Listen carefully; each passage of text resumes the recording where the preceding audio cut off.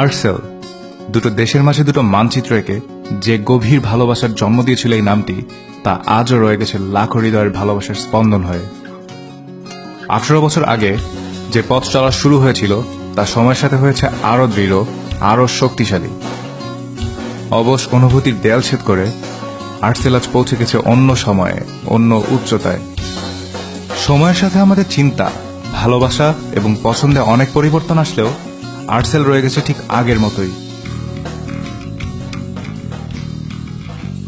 ব্যান্ডটির যাত্রা শুরু হয় 1999 সালের নভেম্বর মাসে।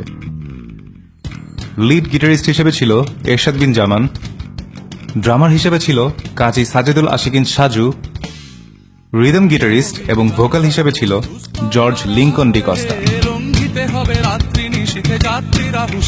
এবং বেস গিটারিস্ট হিসেবে ছিল সাইফ আল নাজি সেজান।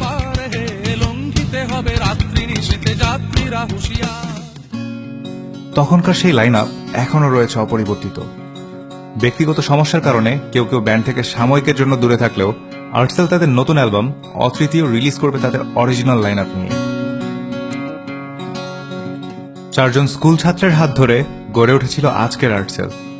তারপর অনেক সময় গিয়েছে, আকাশ বদলেছে অন্য আকাশে, কিন্তু আর্টসেল রয়ে গেছে নিজ আকাশে, নিজ রাজত্বে।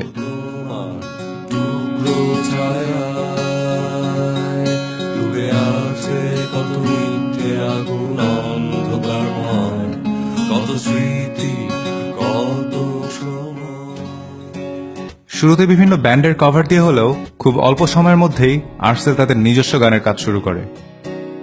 আর্টসেলের কম্পোজ করা প্রথম গান অন্য সময়। এই গানটি তাদের মধ্যে বিশ্বাস স্থাপন করে অন্য উচ্চতায় পৌঁছানোর।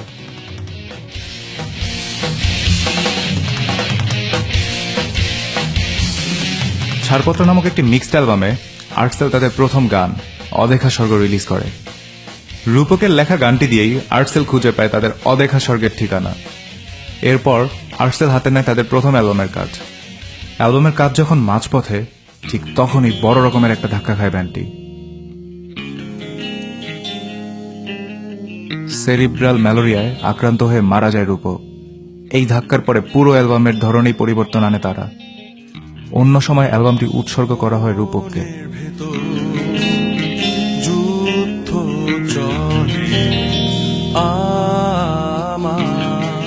রূপকের মৃত্যুর পর আর্টসেলের বেশিরভাগ লিরিক্স লিখেছেন রুম্মান এবং ইশতিয়াক। তাদের প্রথম অ্যালবাম অন্য সময় রিলিজের পর বাংলাদেশের মিউজিক সিনে ব্যাপক আলোড়ন সৃষ্টি হয়। অসাধারণ কম্পোজিশন ও লিরিক্সের পথ ধরে আর্টসেলিজম ছড়িয়ে পড়তে থাকে সর্বত্র।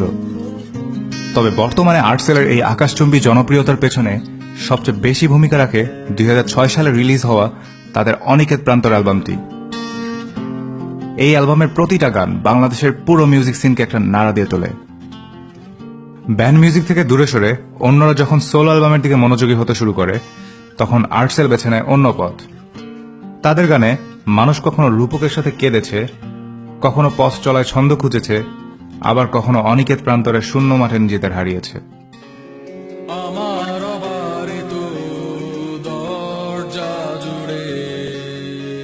সেই সময়টায় ঢাকার বুকে হঠাৎ গিটার কাঁধে তারুণ্যের প্রাণচাঞ্চল্যের মূলে ছিল এই আর্টসেল।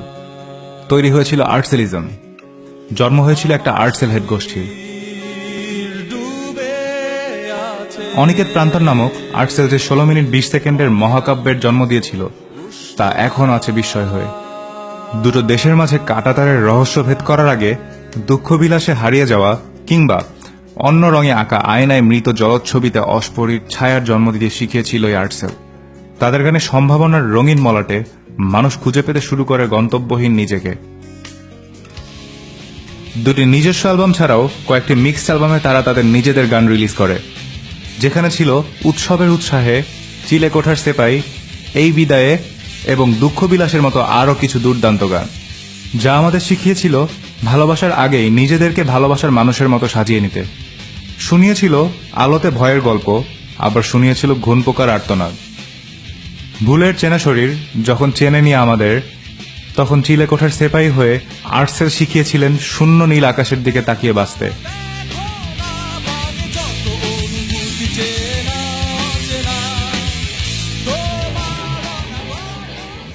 অনেক প্রতীক্ষার অবসান ঘটিয়ে তাদের তৃতীয় অ্যালবাম অতৃতীয় রিলিজ পেতে যাচ্ছে খুব শীঘ্রই। অবিমৃশ্যতা এবং স্পর্শের অনুভূতি নামের নতুন অ্যালবামের দুটি ট্র্যাক ইতিমধ্যে রিলিজ হয়েছে জিপি মিউজিক ব্যানারে। এই দুটো গানের মধ্যেই আর্টসেল হেডরা খুঁজতে শুরু করে দিয়েছে তাদের পুরনো আর্টসেলকে। সেই পুরনো আবেগ ঝরানো কথা, বিস্ময় সৃষ্টিকারী কম্পোজিশনের ছোঁয়া নতুনভাবে দোলা দিতে শুরু করেছে দুই প্রজন্মের আর্টসেল হেডদের। যদিও আর্টসেল প্রজন্মের গণ্ডি পেরিয়েছে বহু আগেই। চারজনের মিলিত স্বপ্ন বদলে গিয়েছে লাখো স্বপ্নে, লাখো আকাশে। সেই লাখো প্রতিচ্ছবির আড়ালে হাসতে থাকে আর্টসেল। হয়তো এই হাসি থাকবে অনন্তকাল, কখনো বাস্তবতায়, কখনো বা ভালোবাসায়।